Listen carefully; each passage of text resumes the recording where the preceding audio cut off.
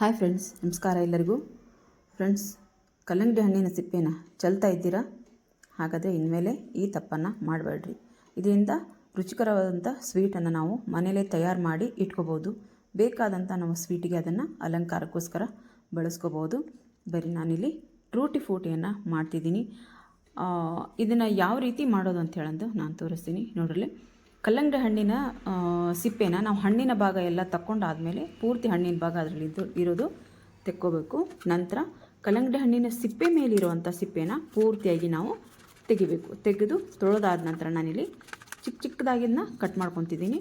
ನಿಮಗೆ ಬೇಕೆಂದರೆ ಪೂರ್ತಿ ಸಣ್ಣದು ಬೇಕಂದರೆ ಸಣ್ಣಕ್ಕೆ ನೀವು ಕಟ್ ಮಾಡ್ಕೋಬೋದು, ಇಲ್ಲ ಮೀಡಿಯಮ್ ಅಂದರೆ ಮೀಡಿಯಮ್ದಾಗಿ ಕಟ್ ಮಾಡ್ಕೋಬೋದು. ನಾನಲ್ಲಿ ಒಂದು ಸ್ವಲ್ಪ ತೀರಾ ಚಿಕ್ಕದೇನಿಲ್ಲ, ಒಂದು ಮೀಡಿಯಮ್ ಸೈಜಷ್ಟು ನಾನಿಲ್ಲಿ ಕಟ್ ಮಾಡ್ಕೊಂಡಿದ್ದೀನಿ. ನೋಡ್ರಿ, ಈ ರೀತಿ ಇದನ್ನು ಕಟ್ ಮಾಡ್ಕೋಬೇಕು. ಕಟ್ ಮಾಡ್ಕೊಂಡು ಆದ ನಂತರ ನಾನು ಇದನ್ನು ಒಂದು ಸ್ವಲ್ಪ ನೀರು ಕಾಯ್ಸೋಕ್ಕಿಟ್ಟಿದ್ದೀನಿ. ಇಲ್ಲಿ ನೀರು ಕಾಯ್ಸೋಕ್ಕಿಟ್ಟು ನೀರು ಕುದಿಬೇಕು. ಒಂದು ಸ್ವಲ್ಪ ನೀರು ಬೆಚ್ಚಗಾದಮೇಲೆ, ಒಂದು ಸ್ವಲ್ಪ ನೀರು ಬಿಸಿ ಆದಮೇಲೆ ಈ ಎಲ್ಲ ಕಲ್ಲಂಗಡಿ ಹಣ್ಣಿನ ಸಿಪ್ಪೆ ಹುಳುಗಳನ್ನು ನಾವು ಇದ್ರಾಗ ಹಾಕ್ಕೊಂಡು ಚೆನ್ನಾಗಿ ಕುದಿಸ್ಬೇಕು. ಫ್ರೆಂಡ್ಸ್, ಇದನ್ನ ಚೆನ್ನಾಗಿ ಕುದಿಸ್ಕೋಬೇಕು. ನೀರು ಇದು ಯಾವ ರೀತಿ ಆಗಬೇಕಂದ್ರೆ ನಮ್ಗೆ ಟ್ರಾನ್ಸ್ಪರೆಂಟ್ ಬರಬೇಕಿದು. ಪೂರ್ತಿ ನಾವೇನದು ಕುದಿಸಿದ್ವಿ ಅಂತ ಹೇಳಂದು ಅದೇನು ಮೆತ್ತಗಾಗಂಗಿಲ್ಲ. ಕಲ್ಲಂಗಡಿ ಹಣ್ಣಿನ ಸಿಪ್ಪೆ ಅದೊಂದು ಸ್ವಲ್ಪ ಟ್ರಾನ್ಸ್ಪರೆಂಟ್ ಆಗೋವರೆಗೂ ನಾವು ಇದನ್ನ ಕುದಿಸ್ಕೋಬೇಕಾಗತ್ತೆ. ಚೆನ್ನಾಗಿ ಮುಚ್ಚಳ ಮುಚ್ಚಿ ನಾವು ಇದನ್ನ ಕುದಿಸ್ಕೋಬೇಕು. ಕುದಿಸ್ಕೊಂಡು ಆದ ನಂತರ ನೋಡ್ರಿ, ಈ ರೀತಿ ಒಂದು ಸ್ವಲ್ಪ ಟ್ರಾನ್ಸ್ಪರೆಂಟು, ಅದೊಂದು ಸ್ವಲ್ಪ ಕಲರ್ ಚೇಂಜ್ ಆಗುತ್ತೆ. ಆ ರೀತಿ ಒಂದು ಸ್ವಲ್ಪ ಟ್ರಾನ್ಸ್ಪರೆಂಟ್ ಆದ ನಂತರ ನಾವು ಇದನ್ನು ಒಂದು ಇದಕ್ಕೆ ನಾವು ಇದನ್ನ ಸೋಸಿ ಇಟ್ಕೋಬೇಕು. ಒಂದು ಜಾಲರಿಗೆ ಹಾಕಿ ಅದನ್ನ ಸೋಸಿ ಇಟ್ಕೋಬೇಕು. ನಾನಿಲ್ಲಿ ಪಾಕ ತಯಾರು ಮಾಡ್ತಿದ್ದೀನಿ. ಇಲ್ಲಿ ಒಂದು ಅರ್ಧ ಕಪ್ಪಷ್ಟು ಸಕ್ಕರೆ ಹಾಕ್ಕೊಂಡಿದ್ದೀನಿ. ಹಾಗೆ 1 ಕಪ್ಪಷ್ಟು ನಾನಿಲ್ಲಿ ನೀರು ಹಾಕ್ಕೊಂಡಿದ್ದೀನಿ.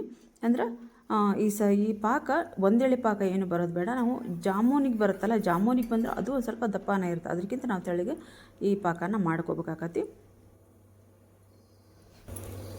ಪಾಕ ಏನು ದಪ್ಪ ಬರೋದು ಬೇಡ. ಈ ರೀತಿ ನಾವು ಚೆನ್ನಾಗಿ ಅದನ್ನ ಕುದಿಸ್ಕೊಂಡಾದ ನಂತರ ನಾವು ಇದನ್ನು ಆರೋದಕ್ಕೆ ಬಿಡಬೇಕು. ಇದಕ್ಕೆ ಈಗ ನಾವೇನು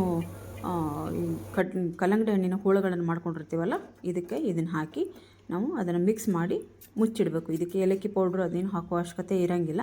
ಹಾಗಾಗಿ ನಾವು ಇದನ್ನು ಹಾಕಿ ಚೆನ್ನಾಗಿ ಅದನ್ನ ಮಿಕ್ಸ್ ಮಾಡಿಕೊಂಡು ಮುಚ್ಚಿಡಬೇಕು. ಮುಚ್ಚಿಟ್ಟು ನಂತರ ಅದು ಪೂರ್ತಿ ಆರಬೇಕು. ಫ್ರೆಂಡ್ಸ್, ಆರಿದಾಗ ನಾವೇನು ಮಾಡಬೇಕು, ಒಂದು ಬಟ್ಲಲ್ಲಿ ಪೂರ್ತಿ ಎಲ್ಲನೂ ಸಪ್ರೇಟಾಗಿ ನಾನು ಅದರಲ್ಲಿ ಕಲರ್ ಮಿಕ್ಸ್ ಮಾಡ್ಕೊತಿದ್ದೀನಿ. ಅದಕ್ಕೋಸ್ಕರ ನಾನು ಬೇರೆ ಬಟ್ಲಲ್ಲಿ ನಾನಿಲ್ಲಿ ಹಾಕ್ಕೊತಿದ್ದೀನಿ, ಬೇರೆ ಬಟ್ಲಲ್ಲಿ.